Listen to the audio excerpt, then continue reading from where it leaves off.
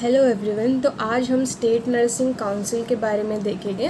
तो state nursing registration council जो होता है ये एक इंडिपेंडेंट रिकग्नाइज्ड बॉडी होता है जो लॉस बनाते हैं ट्रेन नर्सेस के लिए जो ऑलरेडी ट्रेंड है और जो स्टूडेंट नर्सेस है उनके लिए।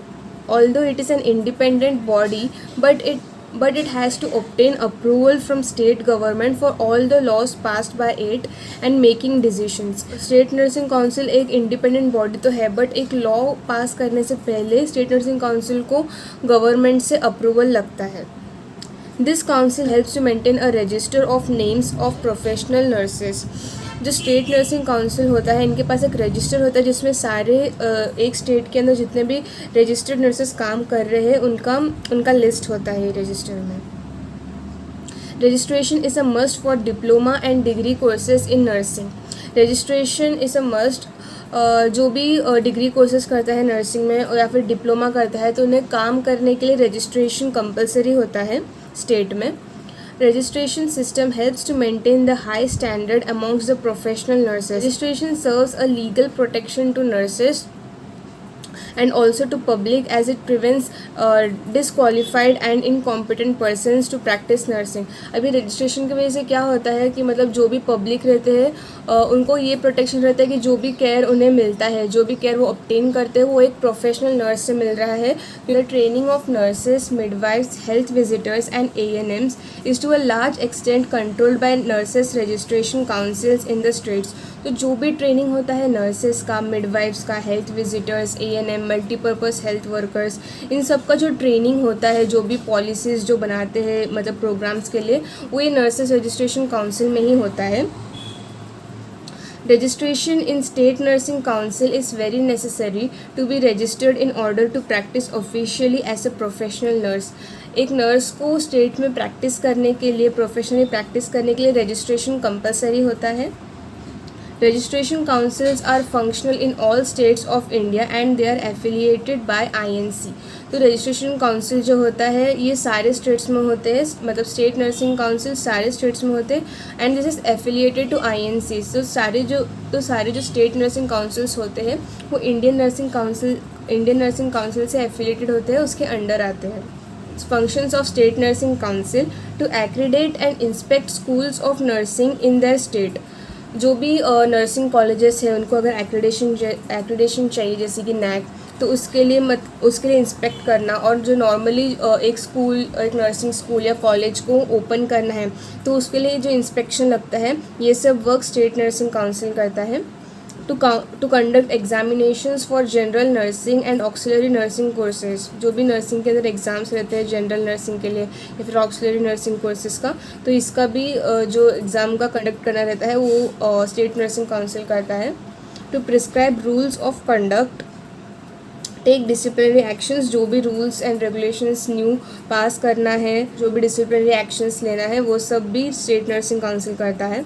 Registration of nurses and midwives in their state, maintenance of register of nurses, midwives and others, to renew registration and upgrade registration.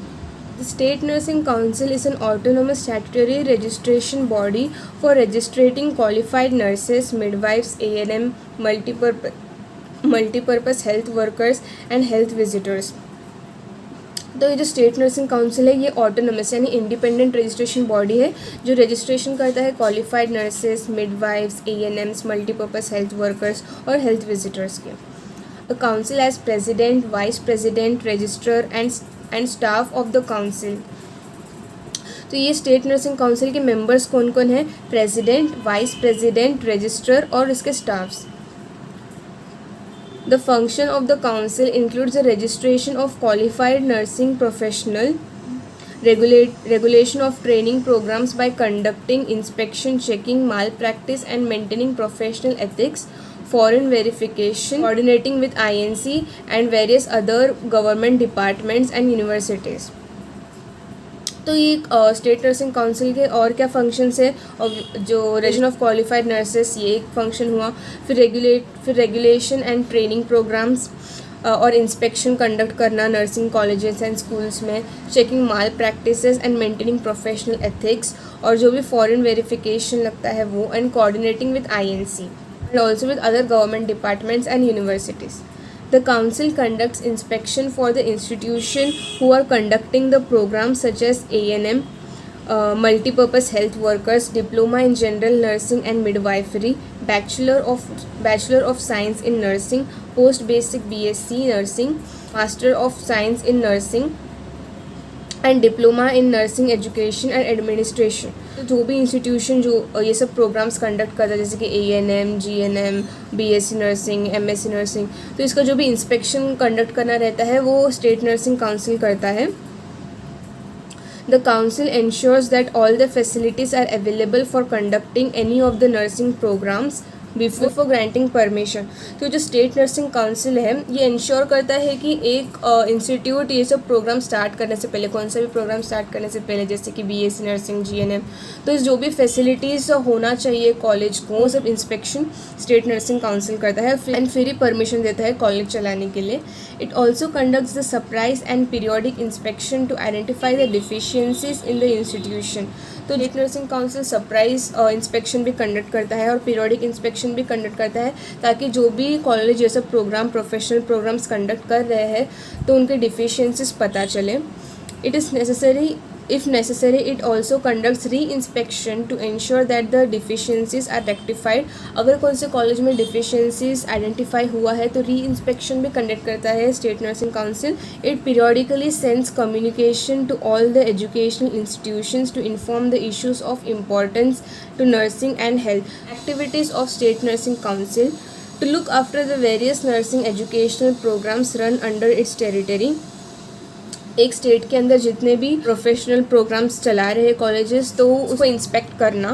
To conduct exams of GNM and ANM in its areas. To issue certificates of registered nurses and registered midwives to the qualified nurses. Maintenance of various records such as the names and address of all registered nurses, registered health visitors, registered midwives, registered nurse dais, registered train dais in each state. Nursing council एक register maintain करता है जिसमें एक state में जितने भी professional nurses है वो काम कर रहे हैं उनका नाम और एड्रेस लिखा हुआ रहता है और उनका रजिस्ट्रेशन कब हुआ है ये सब इन्फॉर्मेशन उसमें रहता है. Renewal of registration.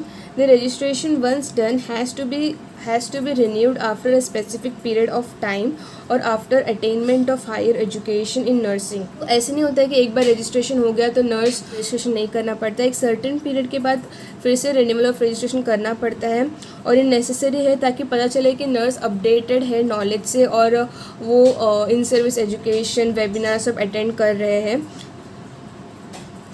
It is done in respect to keep a control on the registered persons practicing the profession in the state.